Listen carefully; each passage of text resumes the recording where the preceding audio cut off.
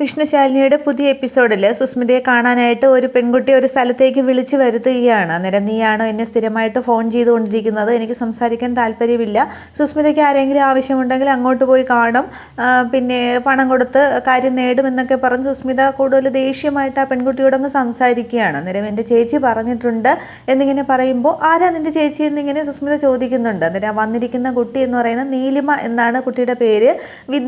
പഴയ വിദ്യ സിസ്റ്ററിൻ്റെ അനുജത്തിയാണ് അത്. അന്നേരം എൻ്റെ ചേച്ചി വിദ്യയാണ് എന്നിങ്ങനെ പറയുമ്പോൾ ഓഹോ, അപ്പോൾ നിനക്ക് പണത്തിന് എന്തെങ്കിലും അത്യാവശ്യം കാണുമല്ലേ, അതിനായിരിക്കും എൻ്റെ അടുത്ത് വന്നത്. നിൻ്റെ ചേച്ചിയെ ഞാനന്ന് കാണുമ്പോഴും നിൻ്റെ ഇതേ പ്രായമായിരുന്നു, അന്ന് നിനക്ക് പൈസയ്ക്ക് ആവശ്യമുണ്ടായിരുന്നു, അതുകൊണ്ട് ഓരോ വിവരങ്ങൾ എനിക്ക് ചോർത്തി തന്നു എന്നൊക്കെ പറയുകയാണ്. അന്നേരം എൻ്റെ ചേച്ചി ആരെയും ചതിച്ചിട്ടില്ല, ചേച്ചി പറഞ്ഞതൊക്കെ സത്യമായിരുന്നു, ശ്യാമ അന്ന് അബോർഷനായി എന്നുള്ളത് സത്യം തന്നെയാണ്, അതൊന്നുകൂടി തെളിയിക്കണം, ഇപ്പോൾ സാങ്കേതിക വിദ്യകളൊക്കെ ഒരുപാടുണ്ടല്ലോ, എനിക്കതിന് സഹായിക്കാൻ കഴിയുമെന്ന് പറയുമ്പോൾ സുസ്മിതയാണെങ്കിൽ നീലിമയെ ആദ്യം അങ്ങോട്ട് വിശ്വസിക്കുന്നില്ല, ഒരുപാട് വഴക്കൊക്കെ പറയുകയാണ്. അന്നേരം നിനക്ക് പണം എന്തെങ്കിലും വേണമെങ്കിൽ ഞാൻ തരാം, ഇനി എന്നെ പറ്റിക്കാൻ നോക്കണ്ട എന്നൊക്കെ അങ്ങ് പറയുകയാണ്. തുടർന്ന് പറയുന്നുണ്ട്, സുസ്മിതയുടെ പണം കൊണ്ട് തന്നെയാണ് എൻ്റെ ചേച്ചിയുടെ കല്യാണമൊക്കെ നടന്നത്. പിന്നീട് ധന്യ ഡോക്ടറാണെങ്കിൽ ചെറിയ എന്തോ കാര്യം പറഞ്ഞ് ജോലിയിൽ നിന്ന് പിരിച്ചു വിട്ടു. പിന്നീട് കല്യാണമൊക്കെ കഴിഞ്ഞതിനാൽ വേറെ അങ്ങ് ജോലിക്ക് പോകാനും കഴിഞ്ഞില്ല, വിദേശത്തേക്ക് പോകാനും ഒന്നും കഴിഞ്ഞില്ല. എവിടെ ജോലിക്ക് കയറാനായിട്ട് തിരക്കിയാലും കരുണയിലെ മോശം അഭിപ്രായമായതുകൊണ്ട് എങ്ങും ജോലിയൊന്നും കിട്ടിയില്ല. പിന്നെ ചേച്ചി പ്രസവത്തിന് ചേട്ടനാണെങ്കിൽ ചേച്ചിയെ വീട്ടിൽ കൊണ്ടുവന്നാക്കിയതാണ്, പിന്നീട് തിരിഞ്ഞു നോക്കിയിട്ടില്ല. ചേച്ചി ഒരു കുഞ്ഞിനെ പ്രസവിച്ചത് പ്രാന്താശുപത്രിയിലാണ് എന്ന് പറയുമ്പോൾ സുസ്മിതയ്ക്ക് ഒത്തിരി ദേഷ്യമൊക്കെ നടങ്ങുകയാണ്. അന്നേരം വിദ്യയെക്കുറിച്ചാണ് ആ നീലിമ അങ്ങനെയൊക്കെ സംസാരിക്കുന്നത്. അന്നേരം ജീവിതത്തിൽ താളപ്പിഴകളൊക്കെ ഉണ്ടായി, ഒരുപാട് പരാജയമൊക്കെ ആയി എന്നുള്ള വിദ്യയുടെ ജീവിതം അവിടെ പറയാനാണ് നീലിമ വരുന്നത്. തുടർന്ന് എനിക്ക് ഒരാഴ്ച എനിക്ക് സമയമുണ്ട്, ഞാൻ അയർലൻഡിലേക്ക് പോവുകയാണ്, അതിനു മുമ്പ് സുസ്മിതയ്ക്ക് എന്നെ കൊണ്ട് എന്തെങ്കിലും സഹായം വേണമെങ്കിൽ ഞാൻ പറഞ്ഞ കാര്യങ്ങളൊക്കെ സത്യമാണ്, ഇടയ്ക്കിടയ്ക്ക് ഓർമ്മ വരുമ്പോൾ ചേച്ചിയാണെങ്കിൽ ഒരു കുഞ്ഞിനെ പ്രസവിച്ചത് ഭ്രാന്താശുപത്രിയിലാണ്, ഇടയ്ക്കിടയ്ക്ക് ഓർമ്മ വരുമ്പോൾ ചേച്ചി പറയും ആരെയും ചതിച്ചിട്ടില്ല എന്നൊക്കെ, അത് തെളിയിക്കാൻ വേണ്ടിയാണ് സുസ്മിതയെ ഒന്നും കൂടി വിളിച്ചത് എന്നൊക്കെ കാര്യമായിട്ട് നീലിമ പറയുകയാണ്. നേരെ സുസ്മിത അതെല്ലാം വിശ്വസിക്കുന്നുണ്ട്. നീലിമ വന്നത് വേറൊരു ലാഭത്തിന് വേണ്ടിയല്ല, വിദ്യയുടെ ആ നല്ല മനസ്സ് തെളിയിക്കാൻ വേണ്ടി തന്നെയാണെന്നുള്ള സുസ്മിതയ്ക്ക് മനസ്സിലാവുകയാണ്. തുടർന്ന് എന്തെങ്കിലും ആവശ്യമുണ്ടെങ്കിൽ ഒരാഴ്ചയ്ക്ക് എന്നെ വിളിച്ചാൽ മതി എന്ന് പറഞ്ഞിട്ട് നീലിമ അങ്ങ് പോകാൻ തുടങ്ങുകയാണ്. അന്നേരം ഇപ്പോൾ വിദ്യ എവിടെ, എനിക്കൊന്ന് കാണണമെന്നിങ്ങനെ സുസ്മിത പറയുമ്പോഴും ദാ അവിടെ എന്ന് പറഞ്ഞിങ്ങനെ മുകളിലേക്ക് ചൂണ്ടിക്കാണിക്കുകയാണ്. അന്നേരം സുസ്മിത ഒരു നിമിഷം അങ്ങ് ഷോക്കാവുകയാണ്. മരിച്ചിട്ട് ഒരാഴ്ചയായി എന്നിങ്ങനെ പറയുന്നുണ്ട്. തുടർന്ന് എന്നെ വിളിച്ചാൽ മതി, ഒരാഴ്ചയ്ക്കകം ഞാൻ പോകും എന്ന് പറഞ്ഞിട്ട് ഈ നീലിമയാണെങ്കിൽ വണ്ടി എടുത്തങ്ങ് പോകുന്നുണ്ട്. അപ്പോൾ വീണ്ടും അവിടെ ശ്യാമയുടെ അബോർഷൻ കേസും ആ കുഞ്ഞിനെ കുറിച്ചുള്ള രഹസ്യങ്ങളുമൊക്കെ കുത്തിപ്പൊക്കാൻ വേണ്ടിയിട്ടുള്ള സംഭവങ്ങളാണ് ഇനി വരാൻ പോകുന്നത്. അതിന് വേണ്ടിയിട്ടാണ് നീലിമയും സുസ്മിതയും ഒക്കെയുള്ള ഇപ്പോഴത്തെ ഈ സംഭാഷണം ഇവിടെ കാണിക്കുന്നത്. ഇതേസമയം കുടുംബശ്രീ വീട്ടിലാണെങ്കിൽ ഭാനുമതി അമ്മയ്ക്ക് ശാരദാമ്മ ഭക്ഷണമൊക്കെ വിളമ്പുകയാണ്. അന്നേരം ശാരദാമ്മ കഴിക്കുന്നില്ലേ എന്ന് ചോദിക്കുമ്പോൾ ഇല്ല, ഞാൻ പിന്നെ കഴിച്ചോളാം എന്ന് പറയുകയാണ്. തുടർന്ന് മുമ്പൊക്കെ ഞാനിവിടെ നിന്നിട്ടുണ്ടെങ്കിലും ഊണുമേശയിൽ ഇതുവരെ വിരുന്നുകാരിയെ പോലെ ഞാൻ വന്നിരുന്നിട്ടില്ല, പക്ഷേ ഇന്നൊരു കൊതി പോലെ തോന്നുന്നു, അതുകൊണ്ടാണ് ശാരദാമ്മ വിളമ്പിക്കോളൂ എന്ന് പറയുകയാണ്. ഭക്ഷണമൊക്കെ വിളമ്പുന്നുണ്ട്. അന്നേരം വീടാകെ മാറിപ്പോയല്ലോ എന്നിങ്ങനെ പറയുകയാണ്. അന്നേരം എൻ്റെ രണ്ടാമത്തെ മകളില്ലേ, അവളിപ്പോൾ കളക്ടറാണ്, ഇവിടെ ഈ സ്ഥലത്തെ കളക്ടറാണ് എന്നിങ്ങനെ പറയുന്നുണ്ട്. അന്നേരം ബാക്കി രണ്ടുപേരും എന്ന് ചോദിക്കുമ്പോൾ അവരൊക്കെ ഭർത്താക്കന്മാരുടെ കൂടെ സന്തോഷമായിട്ട് ജീവിക്കുന്നു എന്ന് പറയുന്നു. 3 പേർക്കും മക്കളൊക്കെ ആയി, 3 പേർക്കും പെൺകുട്ടികളാണ് എന്നിങ്ങനെ പറയുകയാണ്. അന്നേരം ശ്യാമയ്ക്കും എന്നിങ്ങനെ ഭാനുമതിയമ്മ ചോദിക്കുകയാണ്. അന്നേരം ശാരദാമ്മ ഒന്ന് നോക്കുകയാണ്. അന്നേരം അതേ ശ്യാമയ്ക്കും എന്നിങ്ങനെ പറയുന്നുണ്ട്.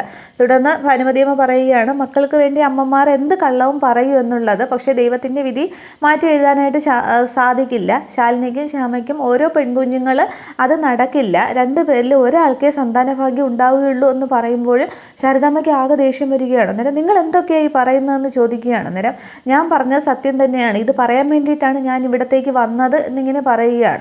ഈ സമയത്ത് ശാരദാമ്മ എന്ന് വിളിച്ചുകൊണ്ട് ശാന്ത വാതിൽക്കലങ്ങ് മുട്ടുകയാണ്. അന്നേരം ശാരദാമ്മയ്ക്ക് അത് കേൾക്കുമ്പോൾ അങ്ങോട്ട് ദേഷ്യം വരുന്നുണ്ട്. അന്നേരം ദാ വരുന്നു എന്ന് പറയുന്നുണ്ട്. അന്നേരം ഭാനുമതിയമ്മ പറയുകയാണ് അതാരാണെന്ന് പോയി നോക്കാം. അന്നേരം ഇല്ല, എനിക്ക് നിങ്ങളോട് സംസാരിക്കണം, ഈ വേണ്ടാത്ത കാര്യങ്ങളൊക്കെ ഇങ്ങോട്ട് പറഞ്ഞു വിട്ട് നിങ്ങൾ ആരാണ് ഇങ്ങോട്ട് പറഞ്ഞു വിട്ടതെന്നൊക്കെ ചോദിക്കുകയാണ്.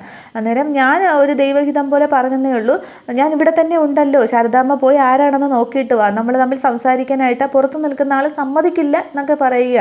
അന്നേരം ഇല്ല, എനിക്ക് നിങ്ങളോട് സംസാരിക്കണം, എന്തൊക്കെ വേണ്ടാധീനങ്ങളാണ് നിങ്ങൾ പറയുന്നതെന്നും പറഞ്ഞ് ശാരദാമ്മയാണെങ്കിൽ ഭാനുമതി അമ്മയോടങ്ങ് ദേഷ്യപ്പെടുകയാണ്. അന്നേരം ശാരദാമ്മ പോയി നോക്കിയിട്ട് വാ, ഞാൻ ഈ ഭക്ഷണം കഴിച്ചിട്ടേ പോവുകയുള്ളൂ, ഞാൻ ഇവിടെ തന്നെ ഉണ്ടല്ലോ, ചോദിക്കാം എന്നൊക്കെ പറയുമ്പോൾ ഈ ശാന്ത വീണ്ടും വീണ്ടും വിളിച്ചുകൊണ്ടിരിക്കുകയാണ്. അന്നേരം അതങ്ങ് ആകെ ഒരു അരോചകമായിട്ട് ശാരദാമ്മയുടെ ചെവിയിലങ്ങ് തറയ്ക്കുകയാണ് ഈ ശാന്ത അങ്ങ് വിളിക്കുന്നത്. അന്നേരം തുറക്കണ്ട, ഞാൻ ദാ വരുന്നു എന്ന് പറഞ്ഞിട്ട് ശാരദാമ്മ പോയി കതവ് തുറക്കുകയാണ്. അന്നേരം എന്തൊരു ഉറക്കമായത് ശാരദാമ്മയെന്നും പറഞ്ഞ് ശാന്ത ചോദിക്കുകയാണ്. അന്നേരം ഞാൻ ഉറങ്ങുകയൊന്നുമല്ല, ഞാൻ അകത്ത് സംസാരിച്ചുകൊണ്ടിരിക്കുകയായിരുന്നു എന്ന് പറയുന്നുണ്ട്. അന്നേരം ആരോട് എന്ന് ചോദിക്കുമ്പോൾ ആ ഭാനുമതിയമ്മ വന്നിട്ടുണ്ടെന്ന് പറയുകയാണ്. അന്നേരം ഏത് ഭാനുമതിയമ്മ എന്നിങ്ങനെ ശാന്ത ചോദിക്കുമ്പോഴും മുമ്പ് ഇവിടെ നിന്നിട്ടില്ലേ, അവർ വന്നിട്ടുണ്ട്, വിശക്കുന്നു എന്നും പറഞ്ഞ് വന്നു, ഞാൻ അവർക്ക് ഭക്ഷണം എടുത്തു വെച്ച് കൊടുക്കുകയായിരുന്നു എന്ന് പറയുമ്പോൾ അതിന് ചോറ് ഇവിടെന്നാ ശാരദാമ്മേ, ശാലിനി മോളും സത്യമോളും ഒക്കെ ഫംഗ്ഷന് പോയിട്ടുണ്ട്, ഇവിടെ ഒന്നും വെക്കുന്നില്ല എന്ന് പറഞ്ഞില്ലേ, ഞാൻ എന്തെങ്കിലും വേണമെങ്കിൽ ഹോട്ടലിൽ നിന്ന് കൊണ്ടുവരാമെന്ന് പറഞ്ഞു, ഞാനൊന്ന് കിടക്കട്ടെ എന്നും പറഞ്ഞ് ശാരദാമ്മ ഇങ്ങോട്ട് വന്നതല്ലേ, പിന്നെ എവിടെന്നാ ഭക്ഷണവും ചോദിക്കുന്നുണ്ട്. അന്നേരം ഞാൻ അവർക്ക് ഭക്ഷണം കൊടുക്കുകയായിരുന്നു, ഞാൻ അവരോട് സംസാരിക്കുകയായിരുന്നു എന്നൊക്കെ പറയുമ്പോൾ എന്ത് ഉറക്കപ്പിച്ചാണോ, സ്വപ്നം കണ്ടോ എന്നൊക്കെ ശാന്ത ചോദിക്കുകയാണ്. തുടർന്ന് ശാരദാമ്മയാണെങ്കിൽ ആകെ വെപ്രാളത്തിൽ അകത്തേക്ക് വരികയാണ്. അകത്തേക്ക് വരുന്ന ഡൈനിങ് ടേബിളിൻ്റെ അവിടെ നോക്കുമ്പോൾ അവിടെ ഭാനുമതി അമ്മയും ഇല്ല, ഭക്ഷണം വിളമ്പി ഒരു ജയിലും ഇല്ല. അന്നേരം ഇവിടെയാണ് അവരിരുന്നതെന്ന് പറയുമ്പോൾ ശാന്തയ്ക്ക് മനസ്സിലാവുകയാണ് ശാരദാമ്മ എന്തോ സ്വപ്നം കണ്ടതാണ് എന്നുള്ളതൊക്കെ. അന്നേരം ഇല്ല, ഇവരിവിടെ ഉണ്ടായിരുന്നു എന്ന് പറഞ്ഞ് ഭാനുമതി അമ്മ അകത്തൊക്കെ നോക്കി വിളിച്ചിട്ട് ആ ബാത്റൂമിലൊക്കെ പോയി നോക്കുകയാണ്. അവരവിടെയാണ് കുളിച്ചത്, പക്ഷേ ഒരു തുള്ളി വെള്ളം പോലും അവിടെ വീണിട്ടില്ല എന്നൊക്കെ പറഞ്ഞ് ആകെ ഒരു വെപ്രാളമാണ്. അന്നേരം ശാന്ത പറയുന്നുണ്ട്, ഇങ്ങനെ പകൽ കിടന്ന് ഉറങ്ങരുതെന്ന് ഞാൻ പറഞ്ഞിട്ടില്ലേ, ഉറങ്ങുമ്പോൾ എന്തെങ്കിലും സ്വപ്നം കണ്ടതായിരിക്കും, ഇവിടെ ചോറൊന്നും വെച്ചില്ലല്ലോ, ശാരദാമ്മ ഇങ്ങോട്ട് വന്നേന്നും പറഞ്ഞ് അകത്തുനിന്ന് ബലമായിട്ട് വെളിയിലേക്ക് ഇങ്ങനെ പിടിച്ചിറക്കിക്കൊണ്ട് വരികയാണ്. എന്നിട്ട് ഞാൻ ശാരദാമ്മ അങ്ങോട്ട് വന്നേ, ഇവിടെ ശാരദാമ്മ ആരെങ്കിലും വന്ന് വിളിച്ചെങ്കിലും ഞാൻ കേൾക്കില്ലായിരുന്നു, ഞാൻ അവിടെ കൗണ്ടറിൽ തന്നെ കണക്ക് നോക്കിയിരിക്കുകയായിരുന്നു, എനിക്ക് പിന്നെ കേട്ടുവിടായിരുന്നു, ശാരദാമ്മയ്ക്ക് ഇതൊക്കെ വെറുതെ തോന്നിയതാണ് എന്നിങ്ങനെ പറയുന്നുണ്ട്. അന്നേരവും അത് ശാരദാമ്മയ്ക്ക് അങ്ങോട്ട് വിശ്വസിക്കാനായിട്ട് സാധിക്കുന്നില്ല. അപ്പോൾ അവിടെ ഈ ഭാനുമതി അമ്മ വന്നതും സംസാരിച്ചതും ഭക്ഷണം കൊടുത്തതും ഒക്കെ ശാരദാമ്മയുടെ വെറും തോന്നലായിട്ടാണ് അവിടെ കാണിക്കുന്നത്. തുടർന്ന് ശാന്ത പറയുന്നുണ്ടെങ്കിൽ ഞാനങ്ങ് ഹോട്ടലിലേക്ക് പോട്ടെ എന്ന്. അന്നേരം നീ പൊയ്ക്കോ, ഞാൻ അങ്ങോട്ട് വന്നോളാം എന്ന് പറഞ്ഞ് ശാന്തയങ്ങ് ഹോട്ടലിലേക്ക് ശാരദാമ്മ പറഞ്ഞു വിടുകയാണ്. തുടർന്ന് ശാരദാമ്മയ്ക്ക് അവിടെ നടന്ന സംഭവങ്ങളൊക്കെ ഒരു തോന്നലാണെന്ന് അങ്ങോട്ട് അംഗീകരിക്കാനായിട്ട് സാധിക്കുന്നില്ല. ശാരദാമ്മയാണെങ്കിൽ ആ തിണ്ണയിലേക്ക് ഇരിക്കുമ്പോൾ പെട്ടെന്ന് ഇങ്ങനെ തറയിലേക്ക് നോക്കുമ്പോൾ ആ ഭാനുമതി അമ്മയുടെ ചെളി പുരണ്ട 2 ചെരുപ്പുകൾ അവിടെ കിടക്കുന്ന കാണുകയാണ്. അന്നേരം പേടിച്ചങ്ങ് ശാരദാമ്മ അങ്ങ് പേടിച്ച് വിറച്ചങ്ങ് എഴുന്നേൽക്കുകയാണ്. എന്നിട്ട് ഇങ്ങനെ പതിയെ നടന്ന് അകത്തേക്ക് നോക്കുന്നുണ്ട്, ഡൈനിങ് ടേബിളിലേക്ക് നോക്കുമ്പോൾ. പക്ഷെ അവിടെ ഒന്നുമില്ല, അവിടെ ആരെയും കാണാനുമില്ല. തുടർന്നും ഭാനുമതി അമ്മ പറഞ്ഞ കാര്യങ്ങൾ ഓർക്കുകയാണ്. ശ്യാമയ്ക്കും ശാലിനിക്കും രണ്ട് പേർക്കും സന്താനഭാഗ്യം ഉണ്ടാവില്ല, 2-ൽ ഒരാൾക്ക് മാത്രമേ സന്താനഭാഗ്യം ശേഷിക്കുകയുള്ളൂ, അത് പറയാനാണ് ഞാൻ വന്നത് എന്നിങ്ങനെ പറഞ്ഞു തോർത്തോർത്ത് ശാരദാമ്മ ആകെ അങ്ങ് പേടിക്കുകയാണ്.